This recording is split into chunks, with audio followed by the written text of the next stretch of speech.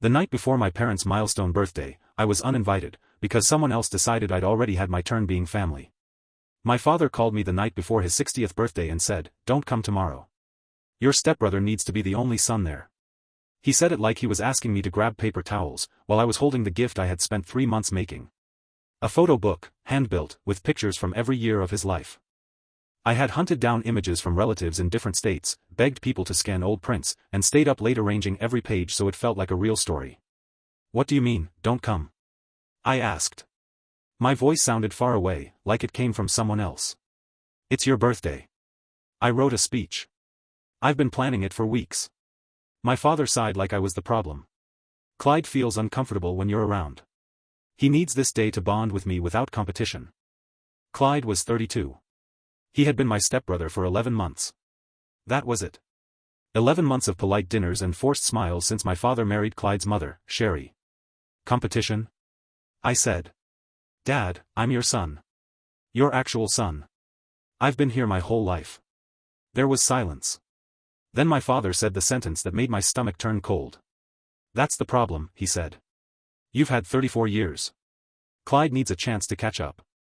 I stood there in my kitchen with the photo book in my hands. The glue on the spine was still new. The paper still smelled like ink. I had made it because I thought love mattered more when you proved it with effort. I grabbed my keys and drove to his house. It was almost 10 at night, but the lights were bright inside. I could see movement through the windows. People carrying bags. Someone taping something to the wall. In the driveway I saw my Uncle Dorian's car. I saw my cousin Talia's truck. They were already there, setting up. So this was real. It wasn't a quiet day. It wasn't a small dinner. It was a full party. I knocked. After a moment, Sherry opened the door. Her face tightened the second she saw me, like she had been warned. "Hey," I said, trying to keep my voice steady. "I need to talk to my dad." Sherry glanced behind her, then back at me. "Maybe you should come another time," she said softly. "Tonight isn't good." She started to close the door, but I saw my father in the living room. He was hanging streamers with Clyde, laughing like everything was normal. Like I hadn't just been erased with one phone call. "Dad," I called out. He froze. Clyde leaned toward him and whispered something. I watched my father nod. He set the tape down and walked to the door, but he did not invite me in. He stood with his body in the doorway like a gate. "We talked about this," he said. "Tomorrow is Clyde's day to shine." I looked past him. A banner was hanging across the wall. It said, "Happy 65th birthday, Dad. Wrong age. Wrong life." And right under the words, there was a big photo of my father and Clyde, just the two of them, smiling like a perfect pair. My chest hurt. "Where are the pictures of me?" I asked. Around the room were photo boards and frames. Every single one showed my father with Clyde or Sherry. Not one picture showed me. Not one. 34 years, edited out like I was never there. "Clyde made those," my father said, smiling too fast. "Aren't they nice? He worked hard." Uncle Dorian came to the door then, frowning. "What's going on? Why is Eldon outside?" My father's shoulders went stiff. "Eldon isn't coming tomorrow," he said. "We discussed it and he agreed it's best." I stared at him. I had agreed to nothing. Uncle Dorian blinked like he couldn't believe what he was hearing. "Are you serious? He's your son." Clyde appeared behind my father holding a cake tool, like he wanted everyone to see he was helping. His eyes looked wet, but something about it felt practiced. "He's triggering for me," Clyde said. "His presence reminds me of childhood trauma." Everyone went quiet. I felt my face heat up. "What trauma?" I asked. "We didn't even know each other until last year." Clyde's tears grew instantly. "He looks exactly like my childhood bully," he said. "It's not his fault, but I can't heal with him around." My father wrapped an arm around Clyde like he was protecting someone fragile. "You see," he said to Uncle Dorian. "He needs support. Real family support." Uncle Dorian let out a sharp laugh, the kind you make when something is so wrong you don't know what else to do. "Marvin, you've lost your mind. Eldon is your real family." My father's face changed. The warmth disappeared. His voice went flat. "Sherry and Clyde are my family now," he said. "My chosen family. Some bonds are stronger than blood." Cousin Talia stepped out from the kitchen, holding a clipboard. "Dad, Marvin, sorry," she said, clearly confused. The restaurant needs a final count for tomorrow. How many people? My father looked right at me and said, 42. Everyone except Eldon. Talia's mouth fell open. You're uninviting your own son? Sherry stepped forward, finally speaking with firmness. It's what's best for everyone. Eldon understands. I didn't understand anything. My hands were shaking so hard I had to hold the photo book tighter. Dad, I said. What is really going on? Did Clyde tell you something? Did he threaten you? Clyde burst into louder crying. See, he said. He's attacking me again. This is exactly what I mean. He ran inside. My father followed him immediately, leaving me standing outside like a stranger. Sherry stayed in the doorway.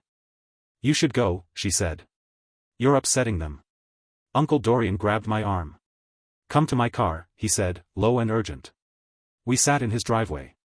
The night air felt too cold, like it was trying to wake me up from a dream I didn't want. Uncle Dorian pulled out his phone and looked at me with a face I will never forget. Your father changed his will last week, he said. Clyde is getting everything now. The house, the savings, even your granddad's jewelry. My throat went dry. My granddad had left certain pieces for me. My father had told me he was holding them for a future milestone. How do you know? I whispered. Because he asked me to witness it, Uncle Dorian said. I refused. I told him he was making a mistake. And then he told me why he did it. I held my breath. He said Clyde was diagnosed with something terminal, Uncle Dorian said. That Clyde only has months. Maybe weeks. The word terminal landed like a stone in my chest. What does Clyde have? I asked. Uncle Dorian shook his head. He wouldn't say. Only that Clyde needed to feel a father's love before he died. And that you already had decades. I felt sick. I wanted to believe it because it would explain everything. But it also sounded like a story designed to lock everyone into silence. Uncle Dorian stared at the dark house.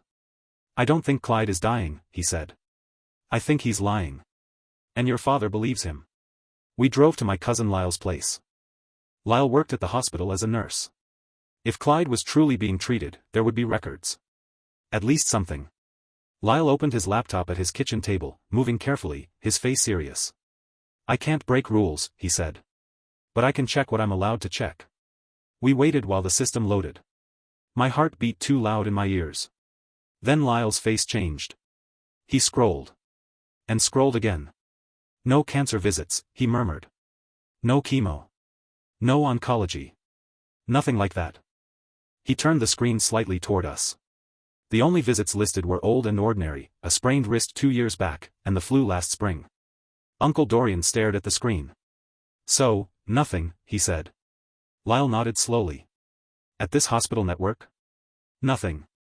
Lyle printed what he could legally print and handed me the pages. They felt heavy in my hands, like proof and grief at the same time. Clyde wasn't dying. And that meant tomorrow wasn't a birthday party. Tomorrow was a takeover. And my father had handed the keys to someone he barely knew, while pushing his own son outside into the dark. We went back to Uncle Dorian's house after midnight. None of us were sleepy anymore. The papers from the hospital sat on the table like a warning sign we could not ignore. Cousin Talia was there, pacing. If Clyde lied about being terminal, she said, then he is lying about other things too. Uncle Dorian made coffee that nobody drank. I kept looking at my phone, half expecting my father to call and say he made a mistake. He didn't. Instead, I got a text from my father, please respect tomorrow. Clyde needs peace. It felt like a door closing again. Uncle Dorian said, we need facts, not feelings. If we show up with feelings, Clyde will cry and your father will protect him. If we show up with facts, it's harder to twist. He knew someone who could dig into Clyde's past. A private investigator named Wade Pruitt, a calm man who handled fraud cases. Uncle Dorian called him even though it was late. Wade answered on the third ring like he was used to emergencies. The next morning, Wade met us at a small diner. He was in his 40s, plain jacket, careful eyes. He listened while we explained everything, the party ban, the will change, the terminal story, the hospital records that showed nothing. Wade nodded once. People who fake illness usually repeat patterns, he said. They don't invent it one time. It becomes a tool. He asked for Clyde's full name, old addresses if we knew any, where he worked, and any social media pages we had seen. We gave him everything. Then Uncle Dorian said, we also need a lawyer. Not for a fight yet. Just to know what we can do. He called Mason Lockridge, a family lawyer known for elder manipulation cases. Mason agreed to see us that afternoon. At Mason's office, the walls were lined with thick books and neat folders. He spoke in a calm voice that made me feel less panicked. He looked at the hospital printouts, then at the dates around the will change. This could be undue influence, he said. It is hard to prove, but not impossible. The speed of the change matters. The isolation matters. Cutting you out after 34 years matters. He leaned forward. From now on, you document everything. Save texts. Save voicemails. Keep a timeline. If you speak to your father, write down the date and what was said. If you visit the house, note who was present. We build a pattern. I tried calling my father over the next week. 3 times. He did not answer. I left messages anyway. I kept them simple. Dad, I love you. I'm worried. Please call me back. No reply. On the 8th day, Sherry answered when I called their home number. Her voice was careful. Clyde had a health scare after the party, she said. Your father is stressed. This is not a good time. What kind of health scare? I asked. She went vague fast. Something with breathing. Maybe his heart. I don't know. It was scary. Can I talk to my father? I asked. He's resting, she said, then ended the call. I wrote it down on the timeline right away. Another medical emergency that appeared right when I tried to reconnect. 2 days later, Wade called. I spoke to a few people, he said. And Clyde's story changes depending on who is listening. My hands went cold around my phone. What do you mean? Wade explained it slowly. Clyde told one neighbor it was cancer. He told a cousin it was a rare heart condition. He told someone else it was a blood disorder. Same person, same week, 3 different terminal claims. A real diagnosis doesn't jump around like that, Wade said. A person can be private, sure. But the core story stays the same. Clyde's story adapts to whoever will give the most sympathy. Wade also found gaps in Clyde's work history. Addresses that did not match what Clyde told people. Jobs that ended suddenly with no references. It wasn't proof yet, but it smelled like a pattern. Uncle Dorian asked me to go check on my father in person. I didn't want to, but I did. I needed to see him with my own eyes. I drove over the next morning and knocked. Clyde answered wearing one of my father's robes, like he belonged there. He looked at me like I was a stranger. Is my father home? I asked. Clyde pressed a hand to his chest and took a dramatic breath. Seeing you spikes my stress, he said. I can't handle this. It could trigger something. I stared at him. It didn't look like fear. It looked like performance. Like a script he had practiced. Sherry appeared behind him, then stepped aside so my father could come forward. My father did come, but he stayed behind Clyde, like Clyde was a shield. Dad, I said. Please. Just talk to me for 5 minutes. Alone. My father's eyes flicked to Clyde first, like he needed permission. Then he said, not now. Dad, I have hospital records, I said. Clyde isn't being treated for anything terminal. You need to look at them. Clyde's face tightened for half a second, then he turned the tears back on. You're trying to hurt me, he said. My father's voice rose. Stop. You're not welcome here if you're going to attack him. I'm not attacking him, I said. I'm trying to protect you. Sherry stepped forward and blocked the doorway. Please leave, she said. The door shut in my face. I stood on the porch for a full minute, hoping my father would open it again. He didn't.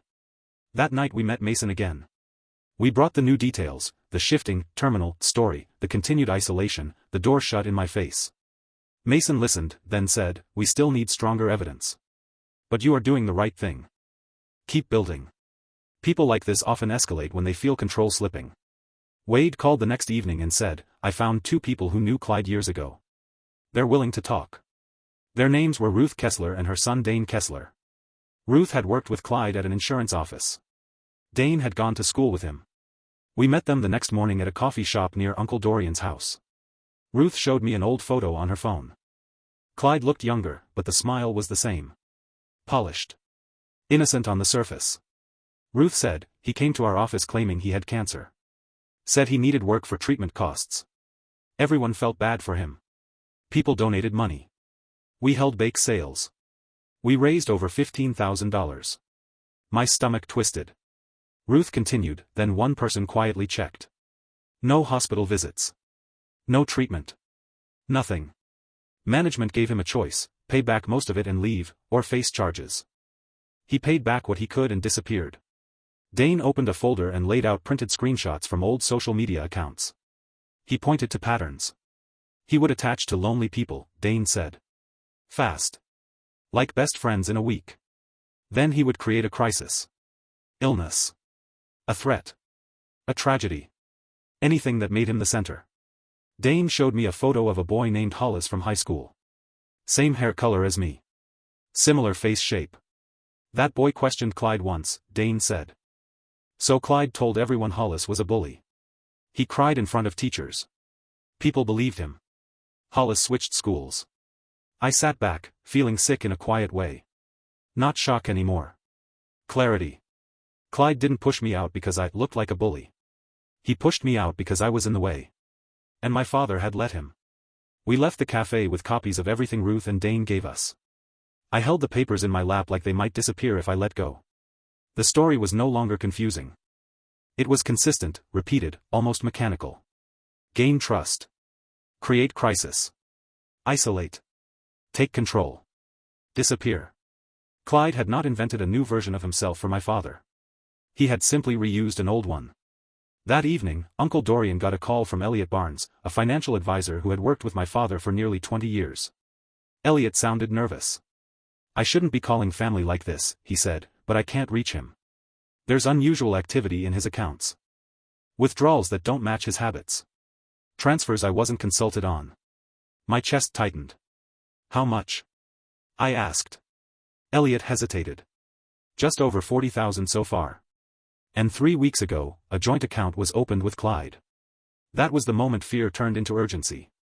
We met Elliot the next afternoon. He spread bank statements across Uncle Dorian's dining table, pointing to dates and amounts. Small withdrawals at first.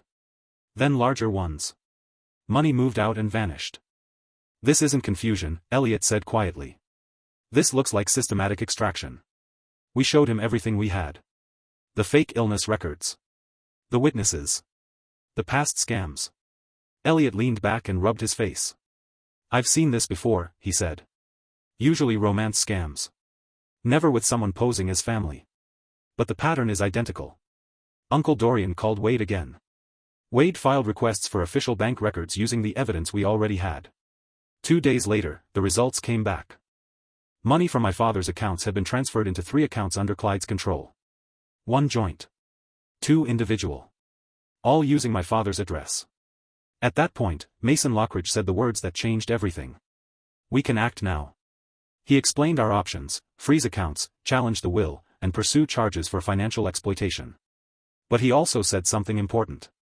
If there's a chance to break the spell without dragging your father through a public legal battle, we should try. That meant confronting Harold, my father's spouse. We found Harold at his workplace during lunch.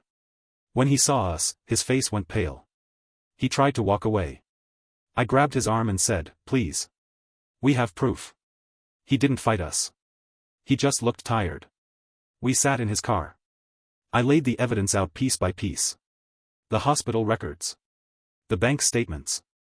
The witnesses. The past scams. Harold's hand started shaking. He threatened me, Harold said finally, voice breaking. Said if I didn't support his story, he'd accuse me of abuse.